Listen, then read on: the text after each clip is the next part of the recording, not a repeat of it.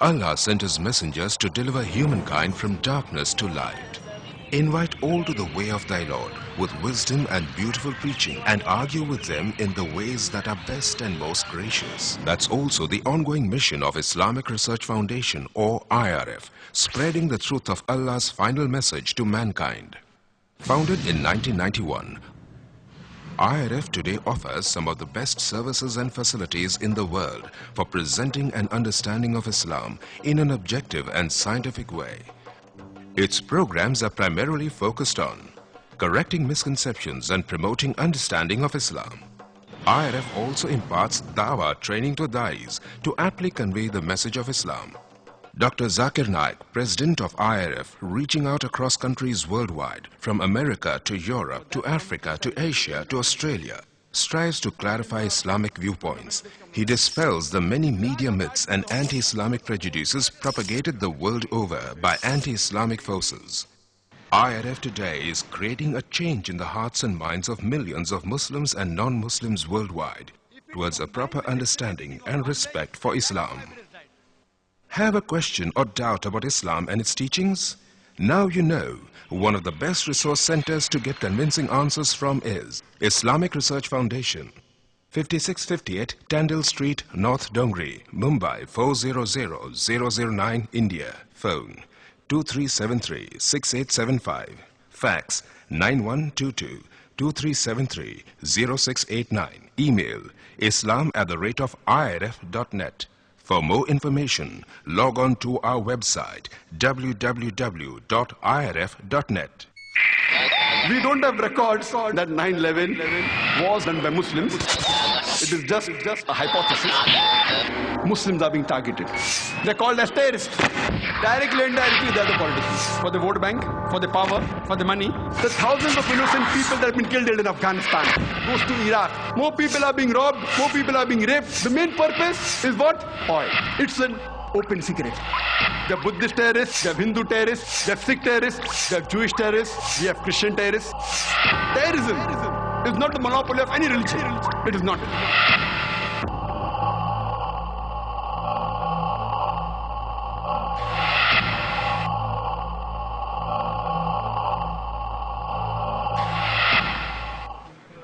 Distinguished guests, brothers and sisters, Assalamu alaikum. May peace be on all of you.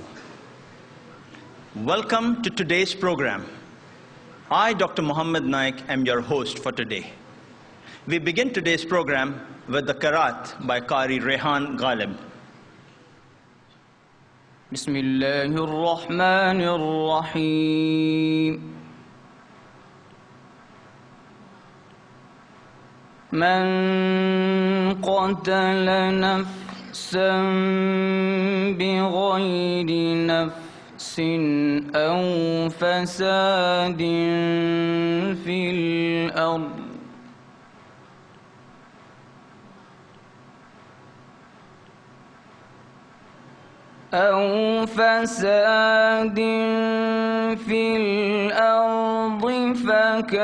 فكأنما قتل الناس جميعا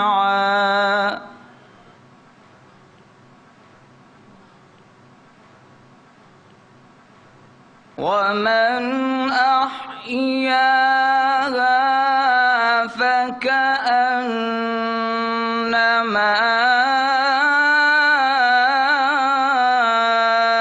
أحيا الناس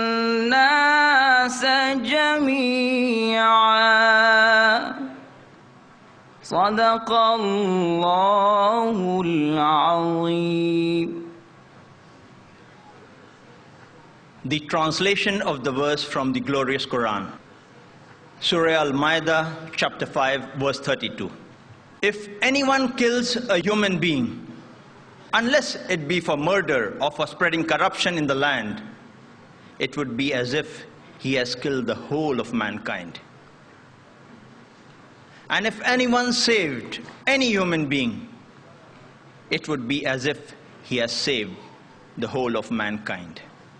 We thank the many Muslim and non-Muslim senior police officers advocates and intellectuals who have urged Dr. Zakir Naik to speak on this topic of terrorism and Muslims in a sensible manner. We also thank Justice Hosbet Suresh to have consented to be our chief guest today. Our chief guest, Justice Hosbet Suresh, is a former judge of the Bombay High Court who retired in 1991. A prominent human rights activist, he personifies the right blend of simplicity and righteousness. He regularly writes articles in the law journals as well as leading magazines and newspapers of India. His recent book, Fundamental Rights as Human Rights, is remarkable. He has spoken at many international forums. He is well known for his report on the riots in Mumbai in 1992-93, entitled The People's Verdict. As member of the Citizens Tribunal on the Gujarat carnage against Muslims, his report, Crime Against Humanity, released in November 2002 in Ahmedabad, is notable and very widely acclaimed. His reports on excesses against Dalits in Mumbai, students in Kerala, Christians in Gujarat, and others too are quite notable. An apt chief guest to address our audience today. Brothers and sisters, let's welcome Justice Hosbet Suresh.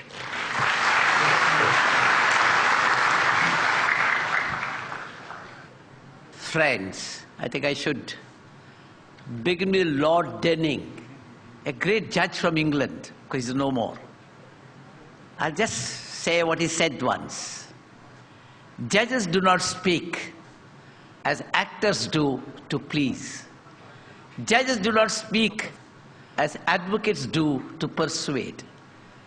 Judges do not speak as historians do to relate the past. Judges speak to give judgments. I'm a retired judge, not a tired judge. I give no judgments, but I think I speak. And I believe in speaking. I speak against violation of human rights. I speak against wherever there is injustice, wherever there is violence. I speak against that.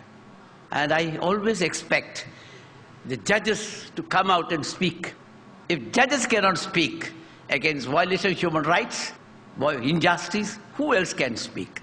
It is the experience all over the world that every violence by the terrorists has only resulted in more violence by the state. It's a sort of vicious circle, and it can never bring about any lasting solution. In 1984, we had certain bomb blasts in Delhi and around Delhi. The Khalistanis, it was the Khalistanis movement. Khalistani movement was very, very active at that time. The Khalistanis were terrorists at that time. So what we did, how to control the terrorists? We brought TADA law. TADA, the most draconian law. TADA has been misused, as you all know. And what all things happened under TADA law? Large number of innocent people were arrested, tortured, kept inside. I remember Justice Ajit Singh Bains, a retired judge of the Punjab High Court, elderly man. And what he did in a public meeting, he was talking of the oppression that was going on in Punjab, elsewhere. And he said in a public meeting, someday we will be free from this. Now, the TADA law had the provision for disruptive activities. Nobody could have said anything about disruption of this country. Nobody could have spoken about cessation